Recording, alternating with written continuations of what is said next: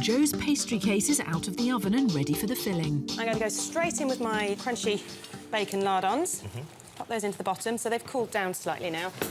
And then let's take this onion, just pop that in as well. So it's softened but not really coloured. It doesn't matter if it colours, but it just does add sort of caramelised flavour to it, really. Yes, the cake can be quite dominant. And then this was cooked in the same pan as the bacon as well, so it's got all that lovely flavour from the bacon in. And just sort of spread it fairly evenly across the base of the tart case.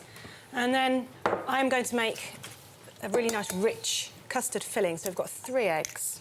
Yeah. Straight into the jug. There we go, just give those a little whisk, just to break them down. To her beaten eggs, Jo then adds double cream, creme fraiche, nutmeg, and then seasons with salt and pepper. It's quite rich. The creme fraiche just gives a bit of bite and a bit of tang to it. I love creme fraiche. I've got loads of cheese here. Finished grating it. You put 2/3 of it on top. So we've got the Gruyere. You could use a really nice mature cheddar if you wanted to, but Gruyere's got a great flavour with it. And then on with the custard topping. Great.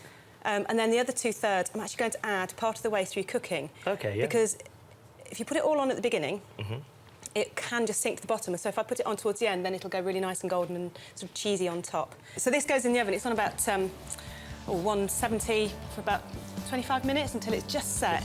Yeah, that was good. With Jo's quiche safely in the oven, Michael can carry on with the smoked haddock and leek filling for his. What I've done, obviously, I've used the onion and leek and garlic together, sweated that down, and I've poached my haddock, which I'm just draining off here, and I just flake that haddock down. Just going to add it now to the leek and mix it together. It just flakes off. Obviously, this is quite rich because you've got the smokiness, and there's quite a lot of filling that we're going to actually put into the quiche itself.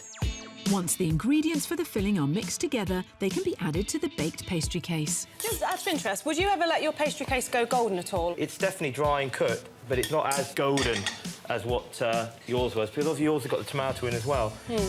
Now Michael can turn his attention to the custard filling. To start off with, I'm just going to pass off 200 millilitres of the cooking milk, and in there I've got all the flavour of the haddock coming out into the poaching liquor.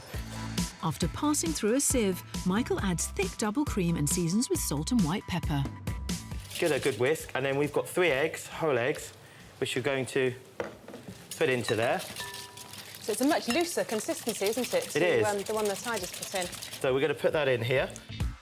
Michael pours the custard in the case and puts it in the oven for 20 minutes at 175 degrees. Michael prefers to serve his quiche at room temperature, so has one that he's allowed to cool. And Jo added the remaining Gruyere to her quiche for the last 15 minutes for a golden finish. Both Michael and Jo have decided to serve their quiches with a simple green salad.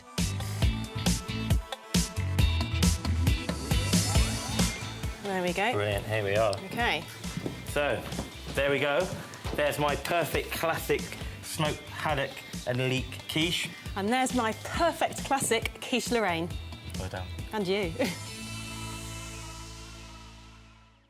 Time for Michael and Jo to find out which classic quiche is perfect. Thank No you. issues. Let's find out what the scores Go are on, for then. our perfect classic quiche, shall we? Go for it. OK, well, the smoked haddock quiche got 1, and the quiche Lorraine got 2. Congratulations, well done. Thank you very much. The judges were pleasantly surprised by the smoked haddock in Michael's quiche, but for them, the perfect classic quiche has to be bursting with flavour. They loved the savoury hit of Jo's tomato pastry and rich bacon and cheese filling, so the quiche Lorraine got their vote.